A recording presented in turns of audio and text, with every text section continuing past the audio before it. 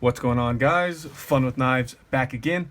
Got another knife review for you today. We're going to be looking at the Kershaw Emerson CQC-4KXL.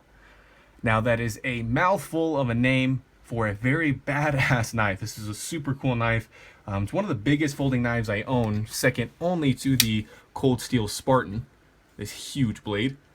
But it doesn't carry like it. And I got lots of good to say about this, a little bit of bad, and a funny story to start this thing out. So here's the box that it comes with. Designed by Emerson, built by Kershaw. Here, there's this Emerson skull logo. Pretty cool branding, I think. I think they don't necessarily sucker you in, but the branding's cool, and I think it speaks to people in the budget knife range looking for some combat-style knives. Now, you can see that this knife looks fairly different from the ones that you normally get. And that is because, if you guys remember, if you guys follow me on Instagram, I broke the tip on this knife. And how I did that was by being a dumbass. I was throwing it around.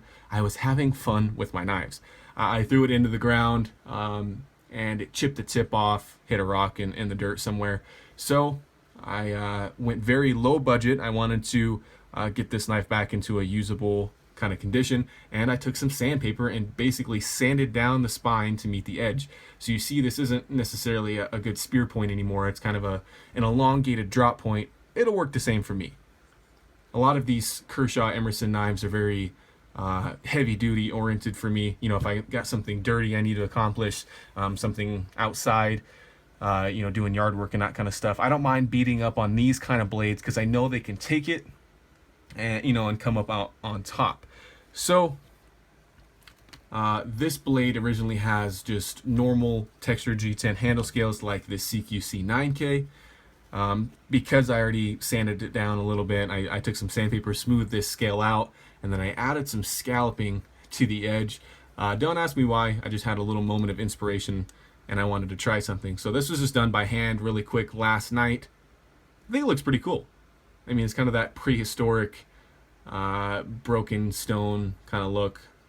Adds a little bit of traction, but enough about my poorly done knife modifications. Can you tell I know nothing about knife pimping or anything like that? So on to the review. I'll give you guys the specs real quick. I'll try to keep this one fairly short because this knife is just badass, guys. That's all there is to it. But still, we can talk about it a little bit further. So the blade length on this one is originally 3.875, so almost 4 inches. Mine's going to be a little bit shorter. So if you guys live in an area where you have requirements on blade length, this probably isn't going to meet them unless it's an under 4-inch blade length. Your handle length is going to be 5 1/8 inches, so lots of handle to be held in a very ergonomic grip, at least in my opinion. Your blade thickness is 0.12, so around 1/8 of an inch, and I'm glad they went with that. I think you get adequate strength there without it being overly large. And then your handle thickness is fairly slim at 0.46. I mean, that's around average, but for this size of knife, I was expecting more of the 0.55 or something like that. And it weighs in at 6.1 ounces, which is heavy. It really is. There's no doubt about it. Most of my folding knives, if not nearly all of them, are going to be lighter than that, except for this one and a couple others. But this CQC-9K is smaller in a lot of dimensions, a 1/4 inch overall. I think the blade length is almost 1/2 inch shorter, and it weighs more. So for the size of knife, I don't think 6.1 ounces is that bad, and I think it's a very capable cutting tool.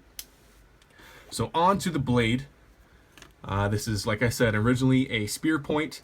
It has some stone wash grinds, a satin flat, and a stone wash spine. So a cool two-tone going on. You don't see a lot of that at this price point. Emerson Knife Designs and his skull logo. Sorry guys, I'm having trouble getting these words out tonight, I guess. Kershaw's logo, and then the model number is 6055, and these CQC knives are Chinese produced.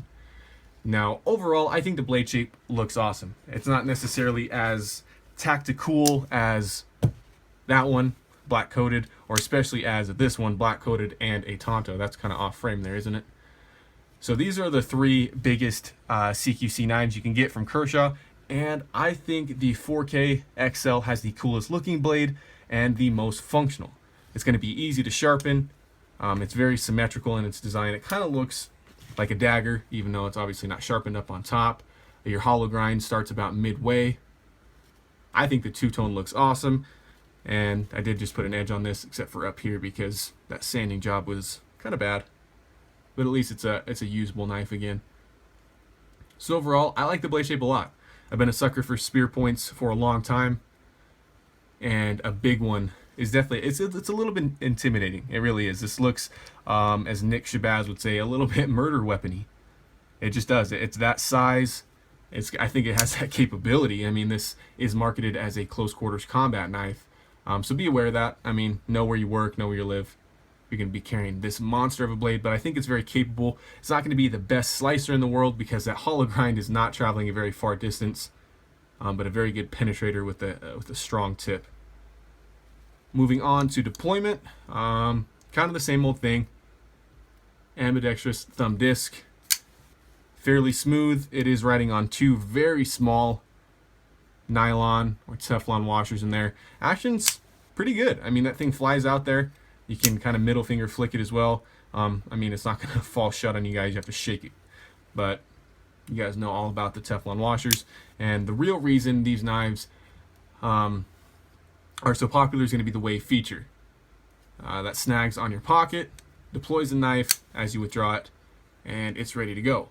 And this thing makes an awesome sound when it opens hard. When you use that wave feature, definitely a good self-defense option, I think, with how much reach this blade has.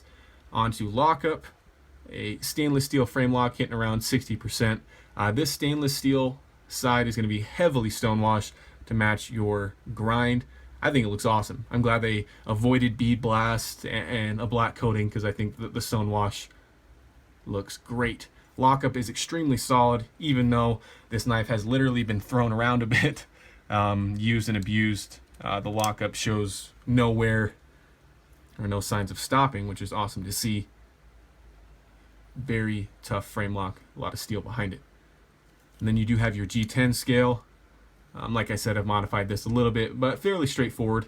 When you get it, it's going to be adequately grippy, but it's not going to tear up your pockets or anything like that.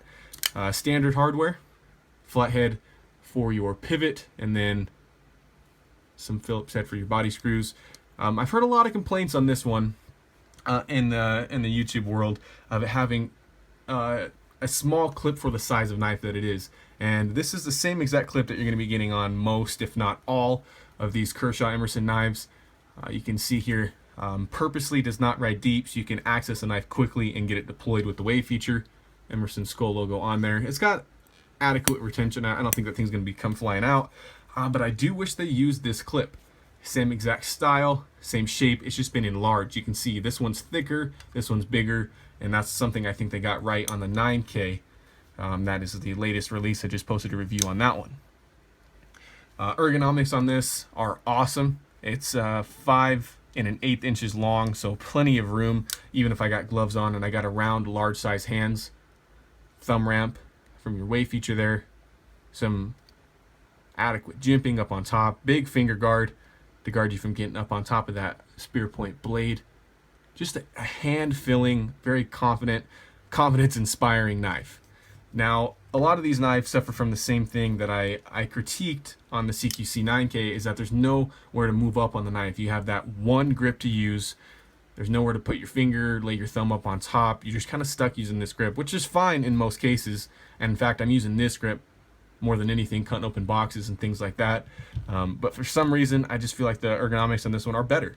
They're more neutral. I think the masses will like them more.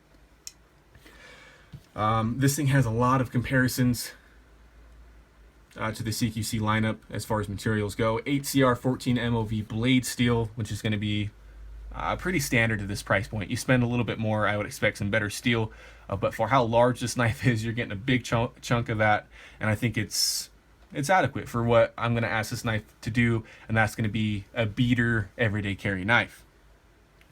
Now, let's talk price here. This one's going to cost you around $42. That's what Blade HQ has it on there for, and I think that is a steal. This knife is not perfect in any means.